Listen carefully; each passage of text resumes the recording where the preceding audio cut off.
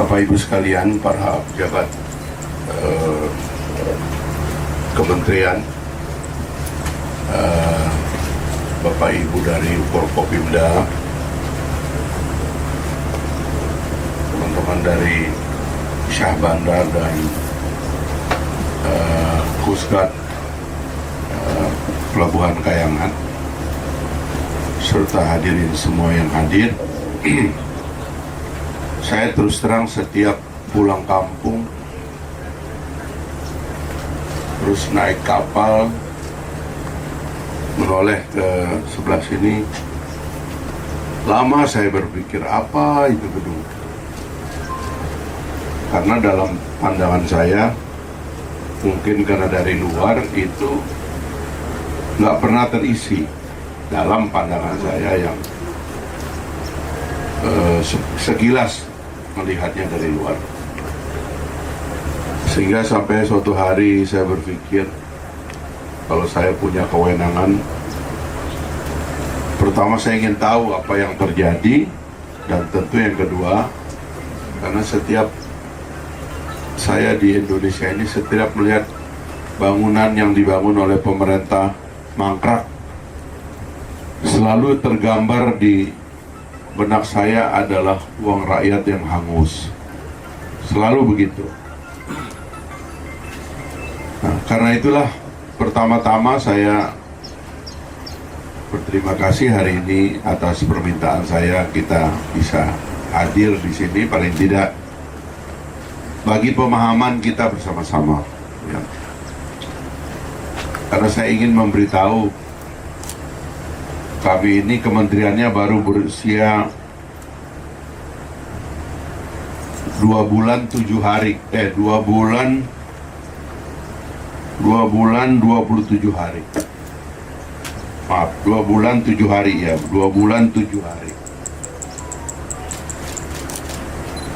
Tentu cara kita melihat persoalan dari waktu ke waktu harus tambah baik. Karena itulah saya ingin jadikan bangunan ini sebagai satu contoh penyelesaian masalah. Pertama, itu ada 3 masalah. Setiap kita melihat ada masalah di dalam tubuh negara, itu paling tidak ada 3 hal. Ya.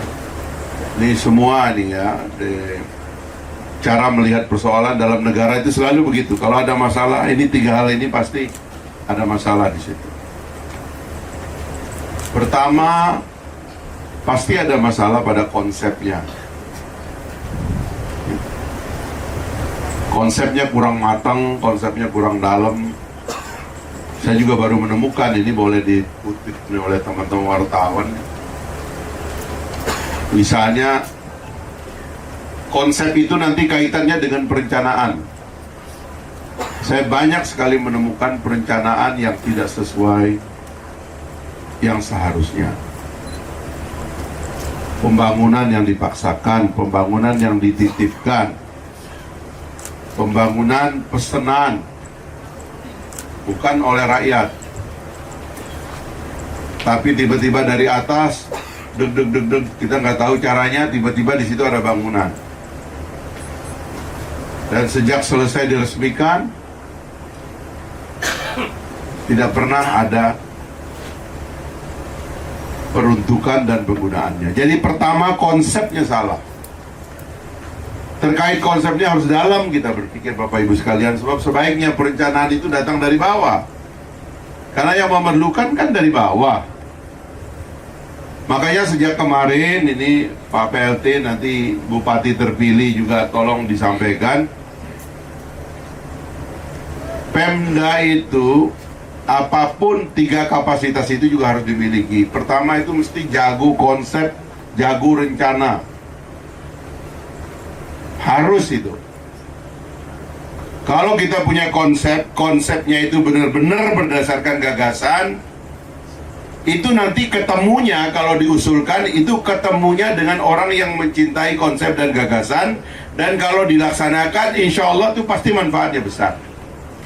Tapi kalau kemudian Pemda-Pemda, mohon maaf ini, tiba-tiba berubah menjadi calo anggaran, nggak mikir konsep, yang penting ada proyek di daerahnya supaya dapat banyak pekerjaan begitu.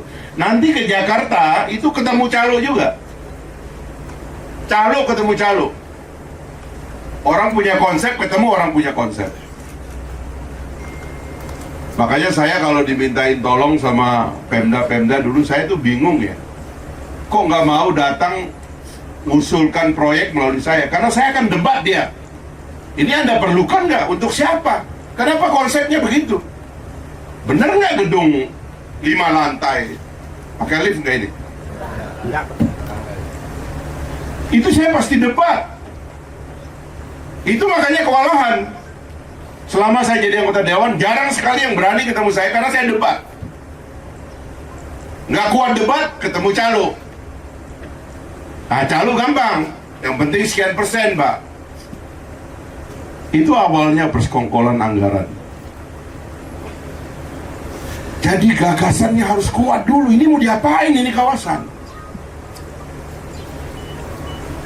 Nah, tiba-tiba suatu hari, ya, Pak Prabowo menang sebagai presiden dan saya juga nggak tahu ya. Terakhir tiba-tiba saya diminta di Kementerian Perumahan dan Kawasan Permukiman, sehingga saya bisa sekarang meng-approach masalahnya ini apa.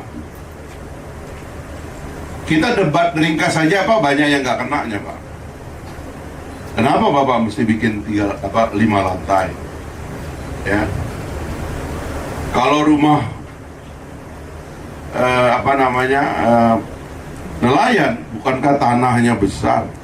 Kenapa tidak Bapak bikin rumah tapak aja? Atau paling tidak 2 lantai aja, satu keluarga.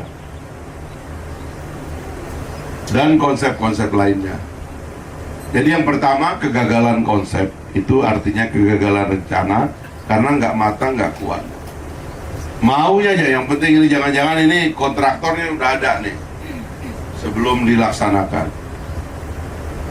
Kita evaluasi Pak, kita nggak akan nyalahkan masa lalu, tapi ke depan tidak boleh lagi kita membuat sesuatu yang tidak matang, tidak terencana dengan baik, tidak ada konsepnya. Kasihan rakyat, uangnya habis untuk beli beton dan kayak gini. Ya tadi mohon maaf Pak, kita ini orang timur kan, kalau ngomong tuh apa adanya kan Pak. Kan lebih suka kita ngomong apa adanya daripada saya nggak ngomong apa adanya, nanti Bapak nggak tangkap masalahnya. Bapak boleh bilang ini pernah ada COVID. Berapa sih orang COVID dan berapa lantai sih kita bisa? Apalagi kalau nggak ada air. Kemarin saya datang, ada rumah susun di Kota Bima. Sama, ini lebih parah lagi, 2 blok. Hampir 300 lebih unit. Tiba-tiba dibangun di situ di pinggir pantai juga, ya.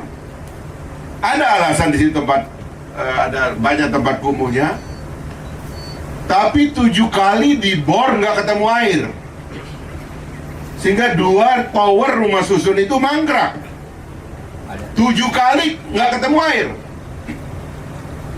Bagaimana naruh bangunan 300-an unit keluarga, air nggak ada. Orang mau disuruh minum air laut atau pakai desalinasi, nggak bisa. Ini persekongkolan dari atas pasti. Yang namanya rencana riset dulu dong. Ada air baru taruh kehidupan. Bapak ingat cerita dulu, kenapa ada Mekah itu? Karena ada air di kakinya Nabi Sulaiman. Ada air Nabi Ismail. Air dulu. Ini nggak ada air bikin kehidupan. Mana ada kehidupan tanpa air? Nah ini dong Bapak Ibu sekalian. Dan kalau Bapak di Pemda ditaruh bangunan kayak gitu, protes dulu Pak. Ini dari siapa? Sebab biasanya ini ada titipan anggota DPR, titipan politisi ini, pejabat ini.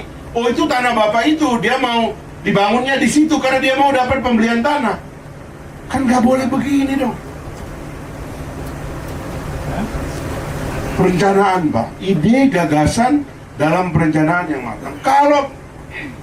Kalau benar pasti manfaat Pak, pasti rakyat senang. Apalagi ini kan jauh dari tempatnya nelayan. Ya, kalau mau diaktifkan lagi, bener nggak itu nelayannya mau di sini?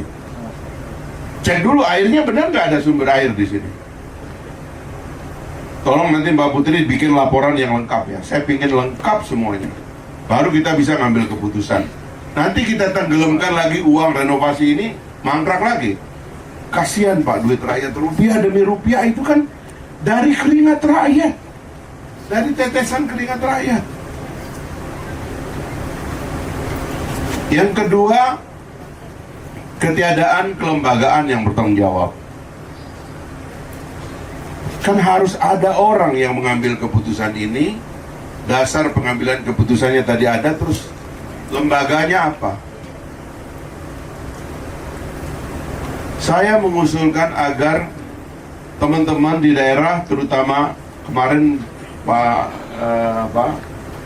Kepala Dinas, saya menemukan ya, Dinas Perkim di mana-mana, saya menemukan banyak sekali desainer yang jago,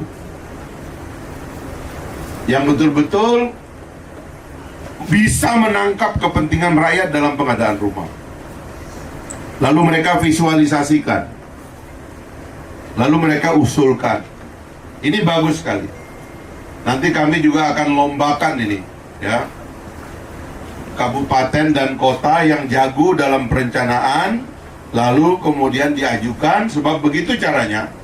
Kalau rencananya itu benar karena gagasan yang baik, insya Allah saya sering bilang kemana-mana, uang itu banyak, uang itu ada. Untuk rakyat uang selalu ada. Pak Prabowo begitu jadi presiden, dia naikkan upah buruh. Dia nggak peduli dia pernah janjikan atau tidak janjikan, dia naikkan upah buruh. Belum sebulan dia naikkan gaji guru. Sekarang kita dari kementerian ini sudah mengesahkan unit baru untuk MBR. Dari 200.000 unit sekarang sudah 220.000 unit. Dan kemungkinan bisa naik lagi. Sedang kami evaluasi apakah yang 220 akan terserap atau tidak. Kalau terserap akan kita tambah sampai akhir tahun. Uang ada, yang penting manfaat bagi rakyat. Kita merem kalau udah kepentingan rakyat itu. Cuman jangan salah kayak gini. Yang kedua tadi kelembagaan tadi, tolong yang bertanggung jawab. Nah yang ketiga baru kemudian orang-orang yang terlibat dalam perencanaan seperti ini. Mari kita junjung tinggi integritas kita. Jangan mau terlibat dalam pembuatan rencana yang tidak diperlukan rakyat. Bapak Ibu sekalian, kita punya nurani untuk mengatakan itu bermanfaat atau tidak bermanfaat untuk rakyat. Nah yang terakhir tentunya Bapak Ibu sekalian, nanti kita lihat, saya juga ingin dapat visualnya. Tapi tentu kawasan ini sudah kejadian, dan bangunan ini nanti ahli arsitek harus menilai apakah ini masih layak untuk dihuni, apakah struktur bangunannya masih kuat karena ini di pinggir pantai.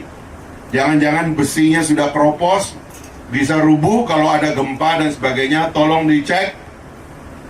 Dan setelah itu saya minta, ini mungkin melibatkan provinsi atau apa, penataan. Jangan cuman menata gedung ini, tapi seluruh kawasan Kayangan ini kita tata sekalian. Kita jadikan Kayangan ini satu pelabuhan yang modern, Pak Ilyas, ya? Karena ini yang menampung transportasi bagian timur Indonesia, ini tol laut kita. Sumbawa itu Pulau Sumbawa jadi pulau food estate, ya. Karena itu perlu pelabuhan yang baik dan kawasannya perlu ditata keseluruhan. Jangan cuma satu. Kalau cuma satu doang, ini dugaan saya tidak bisa, tidak nyanda, Pak. Taruh nelayan MBR di sini, sementara jalannya khusus dibikin. Yang punya kendaraan berapa? Kalau ke laut mungkin gampang, ada sampan. Tapi pergi ke pasar, pergi ke puskesmas, pergi ke kepentingan lihat keluarga dan sebagainya, nggak ada transportasinya, nggak mungkin. Makanya kawasannya sekaligus harus kita tata. Uang ada, tapi gagasannya harus mahal. Idenya harus cemerlang, harus jujur. Nah, tolong kita kumpul ya, yang ikhlas-ikhlas. Mari kita rancang sesuatu yang terbaik buat daerah kita. Saya melihat perubahan Kayangan lama sekali untuk jadi tempat modern. Sampai saya mohon maaf, kalau mau buang air kecil nggak pernah berani itu di Kayangan saya. Padahal Kayangan itu kan dalam kisah, ya kan? Itu tempat yang indah, tempat yang bagus. Tapi ini ternyata tempat yang kumuh dan kotor, dan kita susah. Ya, boleh nggak berani nyebrang ke situ. Katanya nyari toilet duduk nggak ketemu. Bagaimana daerah kita mau dikunjungi orang, tempatnya kotor? Kita ini penduduk Muslim, kebersihan sebagian daripada iman, tapi kotor di mana-mana. Sampah nggak ada yang urus. Kita mau makan bagaimana? Enak, lalatnya di mana-mana. Tidak sadar bahwa lalat itu datang untuk menegur kita bahwa kita itu kotor. Bapak pergi ke kota-kota besar yang modern, nggak ada lalat, Pak. Seperti makhluk itu sudah dibunuh. Kenapa nggak ada pesan lagi yang mesti dibawa? Kotanya sudah bersih. Kalau di sini banyak lalat, itu pesan datang bahwa kita kotor. Mari kita perbaiki ini semua, Bapak Ibu sekalian, mulai dari perencanaan sampai nanti pelaksanaannya. Jadi hikmahnya adalah saya minta, ini mumpung meskipun bupati dan gubernur barunya belum dilantik, tapi ini teman-teman kita semua orang baik yang ikhlas, ya, terutama Mi Iqbal, itu orang baik. Nanti saya juga akan telepon beliau. Mari kita desain Kayangan ini, karena kapalnya juga banyak nih. Mungkin 2 pelabuhan udah nggak cukup, perlu bikin beberapa kali.